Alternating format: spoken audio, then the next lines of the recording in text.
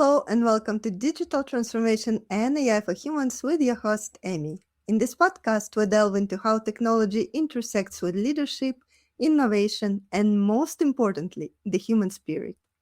Each episode features visionary leaders who understand that at the heart of success is the human touch, nurturing a winning mindset, fostering emotional intelligence, and building resilient teams. Today, I invite you to redefine the billion-dollar business playbook in the age of AI, together with my fantastic guest from New York, Kevin Surace. Let's explore what it really takes to build the unicorns of the future. Kevin built billion-dollar companies, pioneered AI and generative AI applications, and developed technologies that have reshaped industries. Kevin is named a tech pioneer by the World Economic Forum. He delivered over 400 keynote speeches, including TED Talk, led development in the first AI virtual assistant project, prosecutor to Siri and Alexa, introduced generative AI to the mainstream in 2017, built multiple startups from zero to over $1 billion US dollars validations, and attained 95 patents, including 33 in the United States. And if you are already wondering whether one individual can truly operate at that level of success, I can tell you that Kevin is a Broadway and film producer and creator, currently writing a book, The Joy Success Cycle, exploring how finding joy in every task drives peak performance. It is a blueprint for leaders and employees looking to achieve more without falling into the trap of relentless hustle. Today, Kevin serves as chair and CEO of Ep100 and chair of Token Core, leading advancements in AI-driven software testing and next-gen cybersecurity. Welcome, Kevin. I'm so happy to have you here in the studio today. Well, thanks for having me. Let's start the conversation and transform not just our technologies, but our ways of thinking and leading. If you are interested in connecting or collaborating, you can find more information in the description. And don't forget to subscribe for more powerful episodes. If you are a leader, business owner, or investor ready to adapt, thrive, and lead with clarity, purpose, and wisdom in the era of AI, I would love to invite you to learn more about AI Game Changers, a global elite club for visionary trailblazers and change makers shaping the future. You can apply at aigamechangers.club. Kevin, to start with, I would love to hear more about you, about your journey. I see all those prizes behind your back, and your story is so impressive. So please share with us a little bit more about you. Well, I started like anyone else, right? I grew up in a middle-class family in upstate New York. My dad was in the electronics business with General Electric in radios and tape recorders and clock radios and the things of that era. And I fell in love with technology. But I was also a musician, a drummer, a percussionist. And I fell in love with music and writing music and arranging music, and I liked both. When it came time for college, my dad was clear: no, you're not going to be a performer, you're going to be an engineer. If you want to pursue your performance career, that's great. You can do it in addition to, but, go get an engineering degree. So that's what I did, Rochester Institute of Technology, then went to Silicon Valley and been in Silicon Valley for, 40 years. And got to build companies, got to crater companies, got to make a ton of mistakes. I like to say we always read about the most successful people who nailed it the first time. It's the Mark Zuckerbergs. I get that. It's the Sam Altmans, right? But for every Mark Zuckerberg, there are thousands and thousands of people who were not successful the first time, the second time, the third time, the fourth time, because that's how the statistics work. That's how the odds work, right? So, you got to keep at it. And you've got to persevere. And, some of that, you also have to have the right attitude. And that's really the part of the core of my upcoming book, which is off to the printer now, called The Joy Success Cycle. It'll be out in the fall of 2026. And it tries to lay out a mechanism to, sort of live the way I do. And most people wouldn't want to do that. But if you do, it will change your life. and you will have more success. So that's a good start. How about that? Amazing. And thank you so much for sharing that with us. Kevin, you've built billion-dollar companies and pioneered AI and Gen AI applications. What is fundamentally different about building companies today in terms of risks and opportunities? Well, look, I think what's fundamentally different is you can go really, really fast. When I was creating my first company in the early 1990s, I don't know, 92, 93, it was a smartphone company, a little bit early, called Air Communications. There was no such thing as scaling fast. So there was no such thing as SaaS. Most companies mostly had a hardware component as well. Scaling meant hiring salespeople, knocking door to door, doing all the traditional kind of thing, right? And in those days, if you could go from 0 users to 10,000 users over the course of a few years, that was amazing. That was totally amazing. Today, we can go from 0 users to 2 billion users, say in like ChatGPT, in a year or so. And the numbers are staggering how fast you can accelerate. And so you can accelerate a business because you're building on the things we built before. You're building on mobile phones. So people have access that wouldn't normally have access. You're building on the internet. Before the internet, practically before everyone had access to the internet, like in the late 1990s, early 2000s, there was no way to get to people. I mean, call them, go to their door, right? You have to remember. So what's fundamentally different today is you can build a company that scales very rapidly. And now with AI, you could build a company with very few people if that's what you choose to do. So you could build it with 1 person or 3 people or 5 people. And there's already examples of companies that have 1 person and 20 agents doing all of the work, and they're valued at $1 billion. And that is incredible. So you can technically do it. We don't know what the outcome of those is going to be and how many people you ultimately need, right? Facebook started out with very few people and got to $1 billion of valuation very quickly because it was easy to support this very simple thing, this kind of communications of social media. Eventually, they ended up with like 100,000 employees, right? So things tend to grow and you tend to need people eventually. But the bottom line is today, if you wanted to start a company that could be worth $1 billion in a year, you could do it yourself. You could do it with very little money, and you could do it with hiring no people. So the acceleration, the rapid, the absolute blitz scaling that you can do today is something we couldn't have done 5, 10, 20, 30 years ago for sure.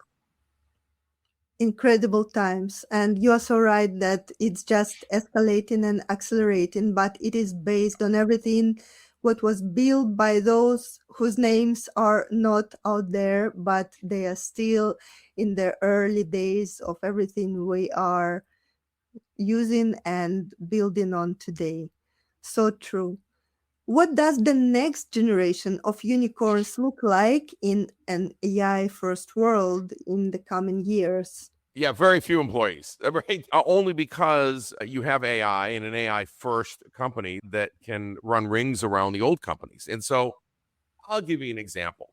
One could probably build an insurance company today, say a car insurance company, with 1 person and automate everything, automate the claims processing, automate pictures coming in to evaluate what happened to the car, automate granting insurance and pricing it and all of that. You do it all with AI agents. You need 1 human that owns the company and the rest of it is doing that. And because you can do that, you can deliver that insurance product at a lower cost than any large company, right? So you've got a large insurance company. It's got 82,000 employees. Maybe 30,000 of them are involved in claims processing. And you've got an agent that costs you a penny to process a claim instead of $282 to process a claim.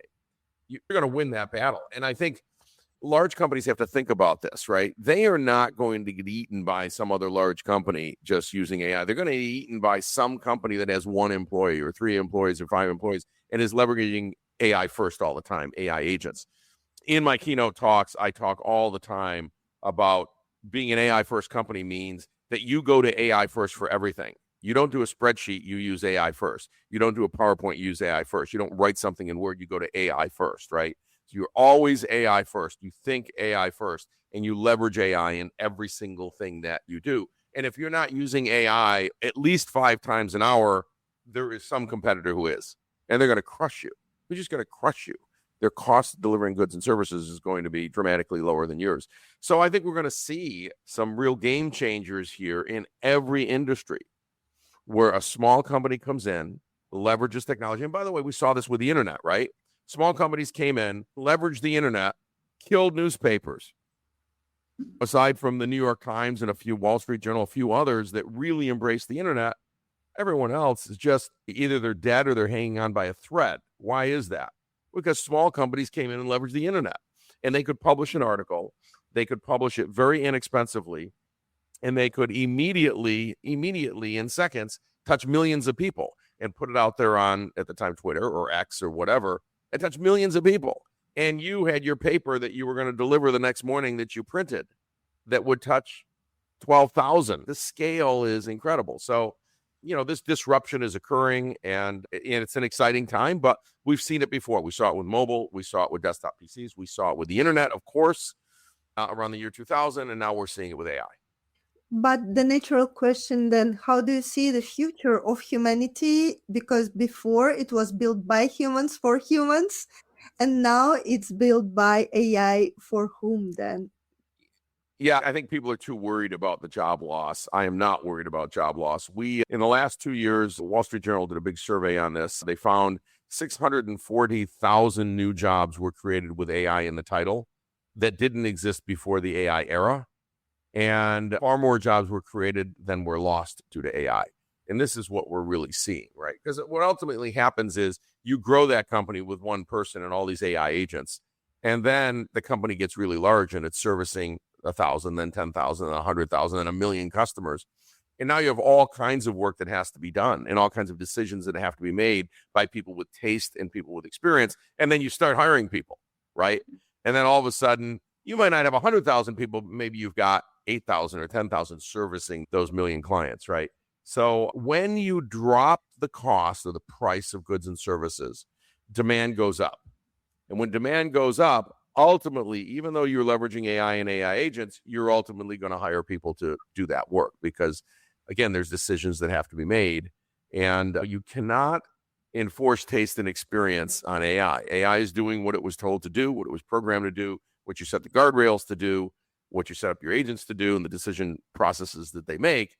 But in the end, humans are going to make the final decision. Humans are managing these workers, these AI workers, right? And I think that's going to be that way for a long time. So right now we are creating more jobs than are being lost. Now, why are people scared?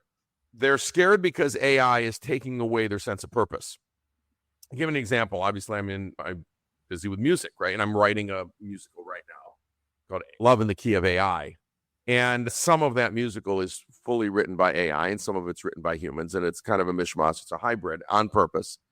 And there are a lot of musicians that are very, very angry that anyone would use AI to help even create a demo of some music that they've created or created a co-conspirator with AI because, well, I'll get to that in a second. And then other people are going, this is a great tool. It's just the next generation of tools for music making, and I'm going to use it, right?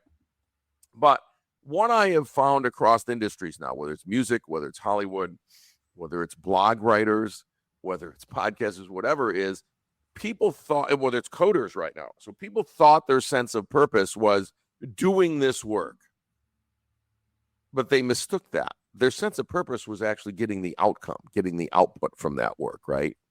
And this is a very key distinction. So we are always using new tools. I mean, we stopped generally using a pencil and chalk and things like that to do artwork some time ago. And we certainly used pencils to sketch out things for a very long time. But then we got Illustrator and we started sketching in Illustrator. Well, when Illustrator showed up, there were lots of artists that said, I will never use that tool. They're not working anymore, by the way, but I will never use that tool. So we've seen this before. And then AI comes along and it says, just describe what you want and I will draw it. I will have a picture of it. I will, whatever. And it can do it in a minute, where it would have taken you maybe hours to get to that same place. It can do it in a minute. So now what do you become? You become a person who has taste for the art, has experience for what has to come out, but you're now making judgment calls on maybe hundreds of varieties of those versions of things that you've done, right? Instead of 2 or 3. And so if you mistook your sense of purpose for, look what I can do with a pencil, or look what I can draw in Illustrator, you miss the point. Your client or whoever is going to use your output of art didn't care about how you got there. I'm sorry, they don't. They care about what you're delivering. And they'd rather have you deliver it faster at a lower cost. And AI allows you to deliver it faster at a lower cost. Why are they hiring you? They're hiring you not for your ability to sketch something. They're hiring you because of your taste and experience. So when you bring taste and experience to it, you realize that is your sense of purpose. Sense of purpose is getting this stuff out with taste and experience. And now I can get 10 times more out, and I can service more customers, and I can do a better job. But you're not going to be tied down to, well, it'll take me another 6 hours to sketch this out, or 3 hours. Those days are gone. Same with music. You might be a songwriter and you want a demo. It used to be, great, I'll get to a demo. If I want a really good demo, I've got to hire musicians. I've got to hire singers. I've got to go to a studio, and I'll do that over the course of a week, and it'll only cost me $5,000 to get my demo. Great. Now I can do a demo of your song in minutes or an hour, depending on how many versions I want and revisions I want and how much editing I do to it. So call it an hour for $1. Okay, $1 versus $5,000. How many demos as a musician are you now going to do? All of them that way. All of them. You may eventually go to a studio if you're going to release this thing and do it with real singers, et cetera, et cetera. But you might not. You might just release it that way. And that's up to you. You're making art. And what does your audience care about? Your audience cares about the outcome. Do they like your art? Do they like listening to your song? The audience has already proven they don't care how it was made. They don't care if it was made with a DAW, a digital audio workstation, which is digital instruments, which we've had for 20 years. If it was done with real instruments, if it was done with real singers or not, if you collaborated with AI, they actually don't care. And we've already seen this. We've now had dozens of songs in the top 100 on the Billboard charts that were either partially or 100% made with AI. And the audience didn't care. Some artists are saying 100% AI. In fact, I don't exist as an artist. I've created, Joe is the artist. My name's Kevin. Created this persona, Joe in the band. And I'm just putting out music as Joe in the band. It says AI artist. People don't care. They're happy to listen to what they like to listen to, right? So it's an interesting time in the era of AI where our sense of purpose has to move to the outcome. And what am I producing ultimately for my audience? That's something we probably underestimated before, and what becomes so obvious now when we are speeding up everything and getting so much power through these technologies and the opportunities we are getting. So to dive a little bit deeper into that, what is the biggest blind spot business leaders have today when it comes to growth, long-term sustainability, real value, and risk? I think it's always been the same, actually. People tend to start companies to develop a solution that they like, to develop something they like. How, unfortunately, probably 90% of those companies have developed a solution for a problem that doesn't exist. It's literally a solution looking for a problem. That's the blind spot. You get so excited when you're with a napkin, you're having a cup of coffee, and you guys invent this amazing thing. And this amazing thing does X, Y, and Z. And whatever it does, nobody cares to pay you for it. Well, then that's not a company. It's not anything. It's not even a feature. It's nothing. And most companies die because they never get the product market fit right. So they've developed something that nobody is willing to pay you for. By the way, it may offer great value to humanity. Like, hey, I just developed the end to hunger in sub-Saharan Africa.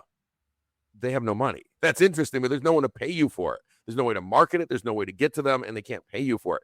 That's not a knock on anything other than to say that's a great product for a nonprofit.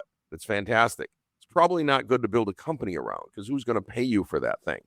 So we see a lot of times people develop something that nobody is willing to pay for. A desktop juicer that squeezes a concentrated juice bag and mixes it with water. I can buy concentrated juice in the freezer section and mix it with water. That's been available for 100 years.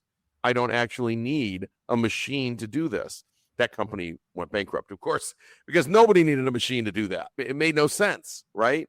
So be careful. I think that's always the blind spot, is if you want long-term sustainability and you want real value and you want a real moat, well, then you have to do something that isn't easy for other people to do, and it solves an incredible problem that people are willing to pay you for. That's all. And we're seeing that in the AI world today with, 5,000 AI companies funded. That's easily 4,900 too many. There's going to be 100 or 200 that make it, and the rest are not going to make it, despite the fact some of those who aren't going to make it are worth billions of dollars. Those billions of dollars will go to zero. I won't name names here, but I know several that were worth a few $1 billion, and today no one will fund them, so they're going to close. And you can imagine those founders were counting those dollars. They owned maybe 20% of the thing, and they're going, wow, I'm worth $300 million. No, you're only worth what someone's actually willing to pay you for that stock. And when the business stopped growing, no one was willing to pay you anything, and it was over. And that's happened to dozens or hundreds now of AI companies. And if you follow this in Silicon Valley, there is this kind of walking dead of AI companies that never got past $1 million ARR. They just never got past $1 million revenue, let's say, because they just couldn't accelerate. There weren't enough people who wanted what they had. So I think that's fascinating, and we're seeing those companies not able to raise another dime, and they're not going to raise another dime. You just touched so many crucial topics at once and covered those gaps which we should pay attention to. So let's talk a little bit more about miscalculations. Where is AI actually changing the rules of building, scaling, and leading companies? And where do you see leaders miscalculating or misunderstanding the impact of artificial intelligence? Sure. So if you're at a big company today, you've probably done some AI tests and rollouts and this and that, and you're not finding the level of productivity or success that you want to see. And the reason for that is mostly cultural. There was a good survey done that 31% of employees are sabotaging AI rollouts, and that is leading to 80% failures across the board of AI rollouts in large companies. That doesn't happen in a small company, because when you join the small company, you're there to be AI first, or you wouldn't have joined, right? But in a big company, look, if you are in software QA and your job was to manually test software that was feature upgrades, bug fixes, et cetera, and now AI comes in, writes literally, AppVance does this, writes literally 1,000 scripts in an hour, test scripts, runs it and finds bugs you've never found in the history of your company on the production system. You look at your job and you go, who is ever going to pay me to do this very slow work where I test a few things an hour when it just tested 1,000 and it did it for $1? Nobody's going to pay me for my. So then you sabotage it. We've actually seen this. It's fascinating. Literally have seen people, humans, put malicious code inside AI generated code and say, look, see, it doesn't work. It generates junk. I said, that a human added that. I can see what the AI system did. And so, no, we didn't. Yes, a human added that. I can see it. No, we didn't do it. And they just lied because they don't want this thing in their shop, right? Now, here's what I can tell you. The word sabotage actually comes from France when automation rolled out in the clothing factories and the shoe factories, et cetera. And the French workers didn't want automation for the same reason. And they threw their shoes into the machine and jammed up the machines. Their shoe was called a sabot. So therefore, they sabotaged the machine. So people have been sabotaging automation since the dawn of time. This isn't new. And leaders need to understand, if you don't form a tiger team that is highly incentivized to make this work, your workers will sabotage it. And I know people listening to this are going to go, no, that doesn't happen. My workers would never do that. Yes, they will. You're wrong. I've seen it firsthand. Everyone else in the industry, in the AI side, has seen this firsthand. Stop thinking your workers are different than everyone else. Of course, they're going to sabotage it. They're saving their livelihood. They think it's going to eat their job. And what's going to eat their job is them not participating. The first people to get laid off in an AI situation are those who sabotage the AI. Of course, like the boss does figure it out and shoots them, right? So let's be clear. What you want to be when AI comes in is, I want to be the expert in it, because the experts in it stay forever, because they're going to be the robot overlord. They're going to be using their taste and experience. They're going to be highly valued. Those who said, I refuse to use this, they're gone, like in a day. So just take it on, right? But in terms of changing the rules of building and scaling and leading companies where people are miscalculating. So I think in large companies, they're miscalculating about their employees and how much they don't want this stuff. The data are clear. The surveys are clear. So listen to those. They're miscalculating how much a small company can eat them, right? I mean, I like to use the Kodak example. I knew a lot of the leaders at Kodak, and they saw digital cameras coming, and they invented digital cameras, invented them, and then didn't release them. Why? Well, there was really good profit in film, and they kept thinking the quality of film and the resolution of film, and these digital cameras look like crap at the time, right? So we don't have to worry about that. But little by little, they kept eating market share. And within 10 years, they ate all the market share, and nobody wanted film anymore. And so they completely miscalculated the fact that these little companies making these little digital cameras and eventually phone cameras would eventually get better and better and better and eat their lunch. And that's what happened. Complete miscalculation. And they could sort of see it coming, but it just moved so slowly, it wasn't obvious. So don't miscalculate the fact that your brand is worth so much. It isn't. It isn't. I mean, maybe if you're Apple, it is, but consumers are fickle. Businesses are fickle. They will move on. They will move on to the next best thing that is a lower cost. And if someone's got a product out there that's 30% lower cost than yours and does everything yours does, but they've got a company that is AI first, and your brand just is worth nothing. We have seen this lately in the SaaS apocalypse, right? So SaaS companies have taken a real hit in market cap, because some companies have said, look, my CRM system that I used to buy from this company at $1 million a year, we wrote one in a weekend and it's good enough. And so we dropped them. Okay, most companies are probably not going to drop their CRM because there's governance and there's just a lot going on there and you don't really want to be in the CRM business. So you really don't want to write and maintain your own software. But the point is you can today. And so it doesn't take $5 billion to write a CRM system. It costs $50 to write a CRM system now. So that changes the game. And so don't underestimate what's going on here. These are dramatic market shifts, and these market shifts will eat your company. And people listening to this at larger companies or older companies or mid-market companies or whatever are going to think, well, not mine.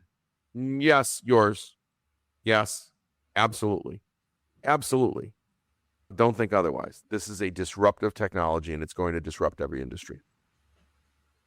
That's true. The human factors are always playing a huge role in business development, any business development at all times. And this infamous example of Kodak, that's exactly what we need to keep in mind while moving forward. We have seen it before, and history develops in spiral. Thank you so much for also taking us back in time into the times where shoes were used to sabotage this process, and now we see something similar, just in a different way. But coming back to our days and addressing the questions of governance and unintended consequences, Kevin, as AI becomes more embedded in decision making, how should leaders and business owners think about governance, accountability, and managing those consequences? Yeah, this is being talked about a lot, especially with AI agents. And larger companies are a little worried about agents because these AI agents have access to their data. They can erase data, they can delete data, they can change data. Where's the governance around this? My sense is that we're going to have owners of agents. That is, there's someone who has deployed an agent and they essentially work for them. And that is probably going to be biometrically bound to them, right? So if Kevin has an agent, it's going to be Kevin's agent. It's as if it's Kevin's employee, right? We're going to treat it like that. And if Kevin's employee does something really, really bad, Kevin's responsible. And that's important because once there's a human responsible, then humans are much more careful about deploying these things, right? It's a game changer. So I think we're going to move to an era of that. There's no question that unlike RPA, for those who know what that is, robotic process automation, that's a very rules-driven system. It can't go outside the rules. It can't just go and decide, well, this data just isn't good. I'm just going to erase the database and start over. But an agent can do that. Even if you put in guardrails, it can decide that that's the right thing for it to do, and it just erased 1 million customer records. Probably you have a backup and probably you can restore, but this is bad. You do not need that kind of disruption, right? So governance around these things is important, but probably most important is making sure that there is a human responsible for it. managing it, monitoring it, just like it's an employee. It is an employee. It's a cheap employee. It's $1 an hour employee, but it's an employee that can do great things for you, can do damage. Now, when you're a small company, you go, I have no data anyone wants anyway. Different story, right? Very little chance of loss that would harm you. Large companies, lots of damage could be done. So you're going to be very careful and very thoughtful about deploying agents. Great that you gave that contrast between the big companies and small companies and their risks and opportunities in this sense. But what do you think about singularity? Today, they are just employees, but do you see the day where they will become so much more than that?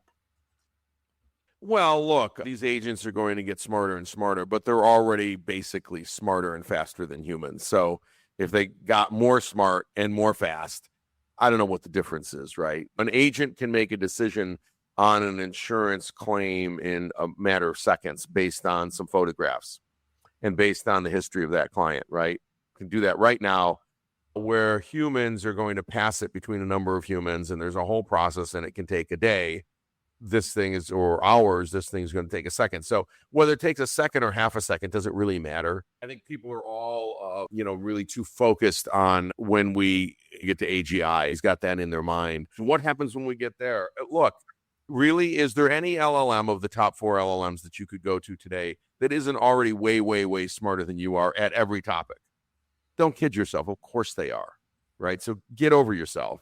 And I think it won't matter if they get smarter and they know more than all of humanity. So the top models in certain IQ tests are scoring at the top of the test at 145 IQ. And there's virtually no human who can score consistently 145 IQ.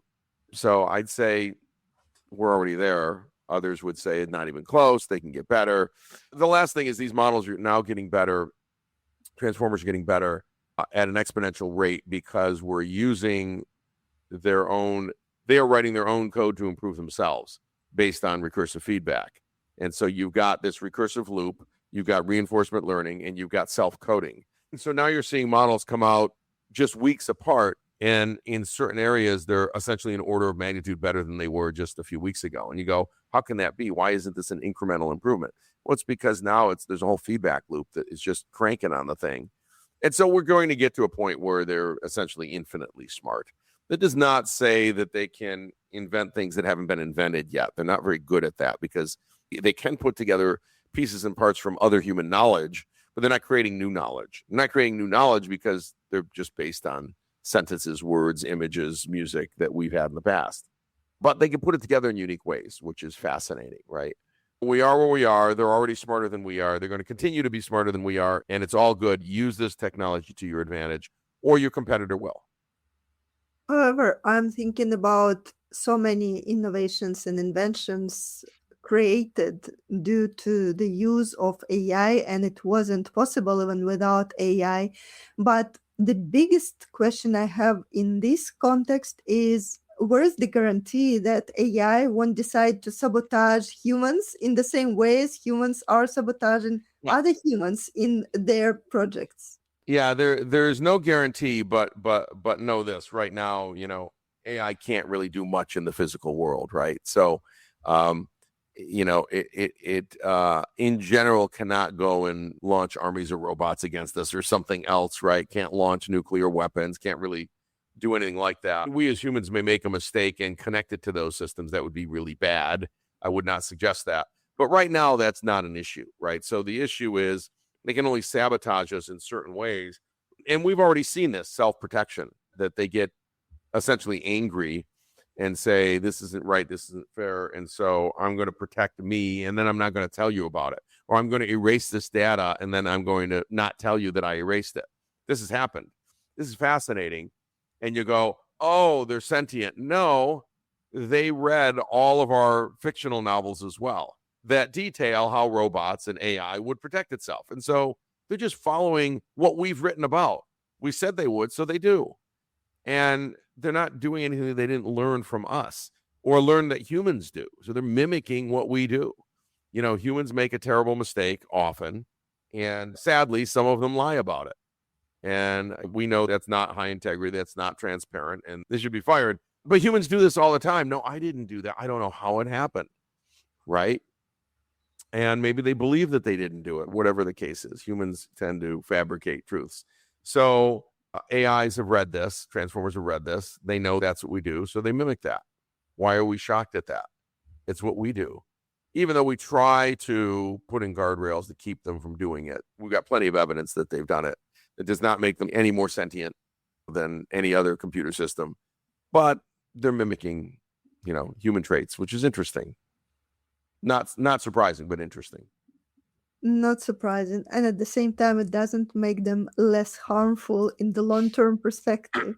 But Kevin, what will separate the unicorns that endure from those that scale fast, burn bright, and disappear? You already mentioned that there are so many which are not worth as much as they thought they were worth. Right. And now this is the new trend. Can you tell a little bit more about that? It comes down to moats, right? If you grow fast and you have no moat, you're going to get crushed. And this is happening in AI all the time. And we're seeing the foundational model makers come out with features that used to be another company. Some company, their entire feature was create RAG, for instance. And all of a sudden, all of the foundational model companies allowed you to do RAG within their context, right? Well, that was the end of that. Or companies that say we specialize in leveraging AI to write blog posts. And now every foundational model just does that for you, right? So you're seeing the foundational model certainly take on more and more features that we used to think were unique, and they're not unique. They're easy to do, and there's no moat to them. So whatever you've designed, you better have a heck of a moat. And that's going to be harder and harder to do. Even in music generation, we've got new companies all the time that have their own models, that have trained their own models and have a different type of AI music generation, right? So we went from 1 to 2 to 5 to 10, and maybe there's 20 of them out there, and they're all going to be competing for that same set of people that are willing to spend $20 a month. Well, that's kind of a race to the bottom. There's not going to be room for 20. There might be room for 2 or 3. So again, 90% of these have to die and will. So whatever you're doing, if you were able to do it in a weekend, this is the thing, then someone else can do it in a weekend.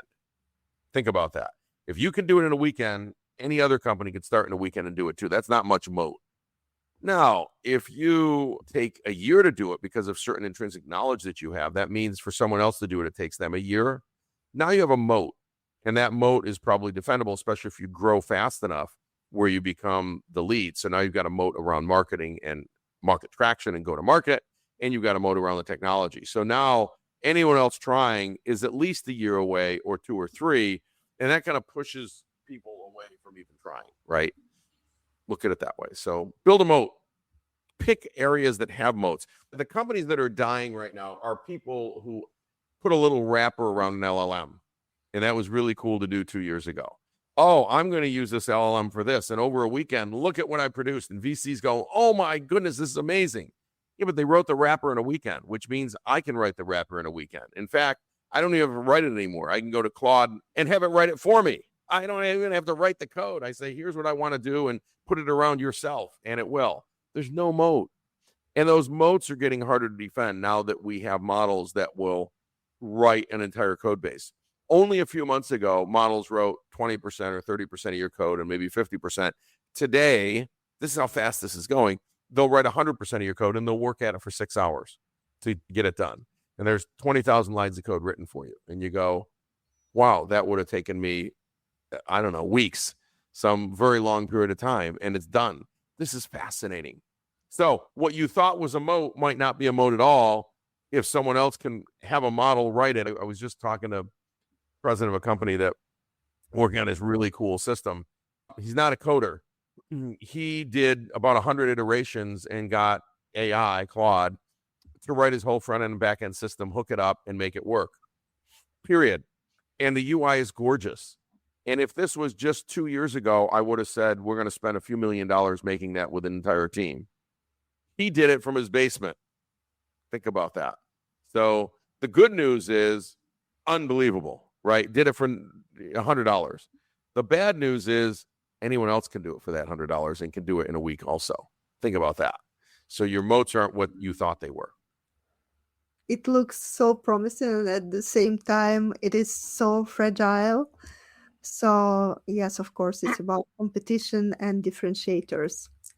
As AI changes how companies are built and scaled, how will the definition of success itself evolve in the coming years?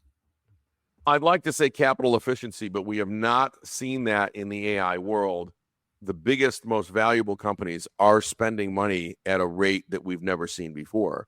I think OpenAI believes they'll spend roughly 100 billion on compute over the next year or two. Those numbers are staggering. That's unheard of, right?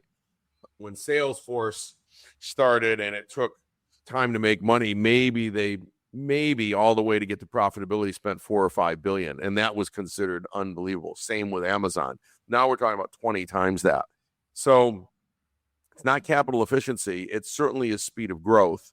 I think it's ultimately going to come down to moats. Nobody's talking about that too much right now. They're just building everything and throwing tons of money because there's a lot of money out there. I can go raise 20 billion to apply to something if that's what I need to do if I'm growing fast enough, right? That's what's interesting here. And ultimately, we're going to look back and say who had the moats. And also, capital will dry up someday. So we're in an era of, again, free money. We saw that era around 2000, by the way. Didn't end well. Lots of internet companies blew up, right? Because the capital dried up. And when capital dries up, it just dries up overnight. I can raise 20 billion and then I can't raise a dime. That's how it goes. And we don't know when that day is, but the clock will strike midnight and venture will wake up and say, I'm not going to deploy any more capital now. I'm going to wait and see what's going on, which is fine. But that really changes the game, right? That really changed the game. So we'll see. Those who develop a moat and have built a big moat and build a real business that ultimately is profitable and sustainable, they're going to win. And these businesses have to get there. Everybody's losing money right now, but there'll be a day that's not a choice. And I don't know when that day is, but it will happen in our lifetimes. For sure. I think that day is not that far away. And no matter what you are doing, it's always good to keep in mind that it's important to build those moats you mentioned, because it is something what might help to survive when the problems really show up. Kevin, what is one belief or assumption leaders need to unlearn right now? It depends if you're an entrepreneur and raising money, or if you're at a large company. You're an entrepreneur raising money, the assumption that you can always get money and it's almost free, this is going to change. Look, I just saw a company that is 3 months old and they're going out for money at an $8 billion valuation. They haven't built anything yet. Smart people, 3 smart people, but $8 billion valuation, 8 billion. That is just not a sustainable thing, right? This will change.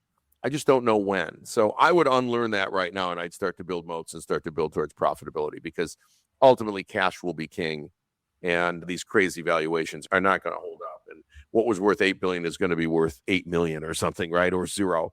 So there's that. If you're at a large company, you think your brand is worth $100 billion or $1 trillion or whatever it is. And AI is going to disrupt that for many of these companies, just like what happened to Kodak and others. And it's going to just crater the company. It's going to crater your company. And you are going to win by making sure your company is AI first. And that means you instill this in everyone that will take it, and those that won't need to go. And that's a harsh reality. That is a harsh reality, but that is life. So you want to build a great company in a large company and a sustainable company in a large company, that's how you're going to do it. And this is super powerful. I truly love this. Kevin, in the beginning of our conversation, you mentioned in your story that it is a lot about the mindset and about learning how to succeed in life. So, what is your one piece of advice you would give to those who want to succeed in the new AI powered reality? You do everything with AI. You code with AI, you market with AI, you sell with AI, you write blog posts with AI, you do everything with AI. It is truly AI first. When I say AI first, I literally mean you default to AI first. You don't use anything else on your desk at all. You say, how do I learn to do this with AI? because when you learn that, which might take you a few hours, it's not going to take you weeks, you're now faster than everyone else who isn't doing that, which is probably 99% of the people out there, right? So that's what you have to do. And if you do that, you're going to be the most successful you can be, separate from the joy success cycle, which says make every action, everything you're doing with AI and everything else you're doing in your world a joy moment so that you continue to build towards more success.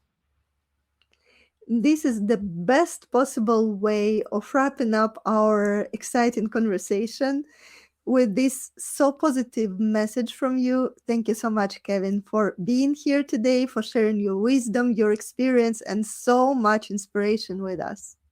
Thanks for having me. Thank you for joining us on Digital Transformation and AI for Humans. I am Amy, and it was enriching to share this time with you. Remember, the core of any transformation lies in our human nature, how we think, feel, and connect with others. It is about enhancing our emotional intelligence, embracing a winning mindset, and leading with empathy and insight. Subscribe and stay tuned for more episodes where we uncover the latest trends in digital business and explore the human side of technology and leadership. If this conversation resonated with you and you are a visionary leader, business owner, or investor ready to shape what's next, consider joining the AI Game Changers Club. You will find more information in the description. Until next time, keep nurturing your mind, fostering your connections, and leading with heart.